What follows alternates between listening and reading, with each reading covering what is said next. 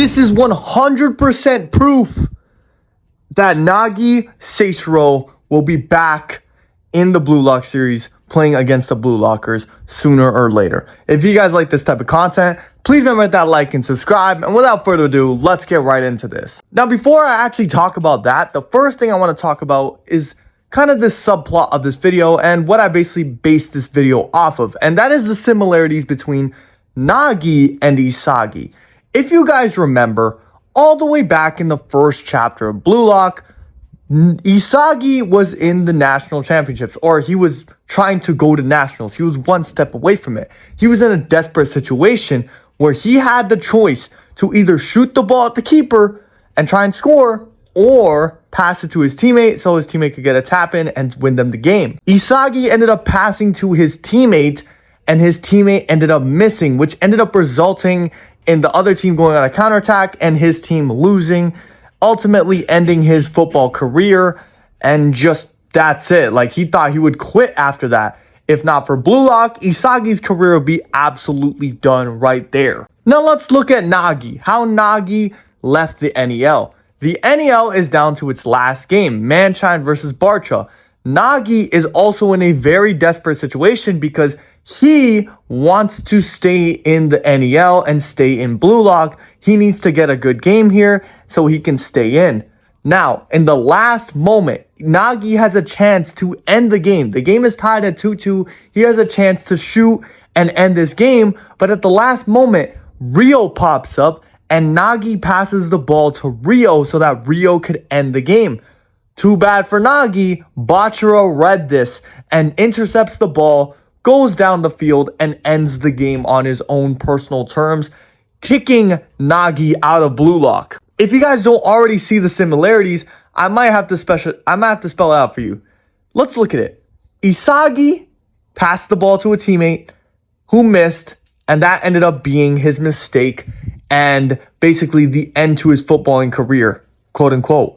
Nagi passed the ball to a teammate, which got intercepted, ended up making them lose the game in the same fashion Isagi did on a counterattack, and that is basically the end of his career as we know right now. The reason why I'm bringing this up is we already know, guys, Nagi and Isagi have crazy parallels throughout the entire series. I'm just going to go over it a few. Nagi was the last person to enter Blue Lock facility, while Isagi was the first person to enter Blue Lock's facility. Nagi is tall, naturally gifted, this epitome of talent, while Isagi is literally everything that's average. I'm not saying that Isagi doesn't have no talent or anything like that, but I'm just saying that Isagi wasn't really born with those extra advantages like Nagi is. Another thing, Nagi has white hair, Isagi has black hair. That's a pretty basic one, but there's even more, with Nagi being the first ranked player in the first selection, while Isagi is the last ranked player in the first selection. Do you guys see the similarities here? Them going back and forth with their parallels throughout the entire series. Even in U20, Nagi was the one who opened the score for U20 Japan, while Isagi was the one who ended the game. Guys, are we not seeing this? This is absolutely crazy. And now in the NEL, when Isagi is the top one ranked player, Nagi is seemingly the bottom and the last one left out. Are we not seeing these parallels? Like, the parallels between these two characters have been absolutely insane throughout the entire story. And what I really think is going to happen, especially since this last chapter with Nagi and the similarities it has to the first chapter of Blue Lock, I think we're gearing up for a big Nagi return. Because if you guys know, we all know that Nagi throughout this whole NEL, he basically became satisfied. After he beat Isagi, he was like, all right, that's it. I don't really have any goal past this. But now that he's been absolutely kicked out of Blue Lock, you know what I'm saying? Now that he's lost absolutely everything, like how Baro said, he needs to die and come back. Nagi has now realized the worth of Blue Lock in his life, how much it actually meant to him. He found out that it was super fun, and he found out that he actually wants to go back. This is another straight parallel to when Isagi found out the same thing in the first chapter of Blue Lock, where basically he's walking home on his bike till he sees kids playing football. until he realizes how much football really meant to him, and him losing means his career is effectively over. In that moment, Isagi yells out in defiance and begins to start crying, just like Nagi. Are we not seeing these parallels? Now, even in the last chapter, we have seen Nagi going through complete levels of depression. Like, there is literally no darkness in his eyes anymore. They're just straight blank. Like, he's just looking at a gaming screen with a dead character and continue there as the question mark. Now, you're probably gonna ask, why the hell is there a continue question mark? What does a dead character represent? The dead character in this panel is basically representing Nagi as a person. Right now, this is the situation Nagi's in. He's down and out. He's about to die, but there's still an option for him to continue with his offer. So with all this foreshadowing and buildup, I think that it's almost impossible for Kaneshiro to leave Nagi out of the story for the rest of Blue Lock. So fear not, guys. Fear not. Nagi is definitely going to return to the series as a major character. I just think for the U20 World Cup arc, or he might actually even be there, as my theory with Ray Dark, you can go check out that video. But guys, I think for this U20 World Cup arc, Nagi might just not be there. He might accept his offer from a different club and train there and lab up and get super nasty to that with a point where all the characters in the U20 World Cup go through level ups. Nagi also goes through a significant level up because now he's actually playing with motivation and an ego instead of before. The last thing I want to mention is the fact that before Nagi left Blue Lock, you could see ego in his eyes still.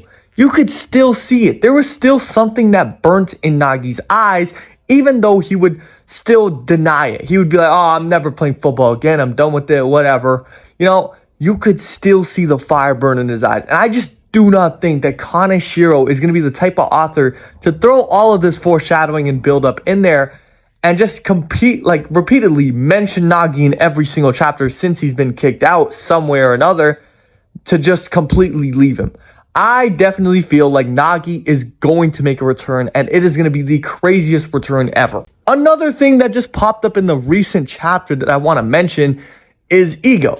We know that if Ego loses the U20 World Cup, Blue Lock is done for. Ego's leaving, and without Ego, guys, let's be real, there is no Blue Lock. And let's also be real that, guys, I think that Blue Lock is going to impress so much at this U20 World Cup that all these players that are on the team are going to get offers anyways. They're all going to be recognized players. Isagi Yoichi is going to sign for a great team. Rin's going to sign for a great team. Baro's going to sign for a great... You know what I'm saying? Like, all these people are going to be recognized and good enough to go take the values they learned in Blue Lock and take it out into the real world and play against professionals now. That's how good they're going to be after this arc. Now, since there's no Blue Lock, the people who get locked out, especially people like Nagi who have a contract and have offers, they can go try out for teams and actually play again with the same team, because now if there's a Japan team, there is no Blue Lock.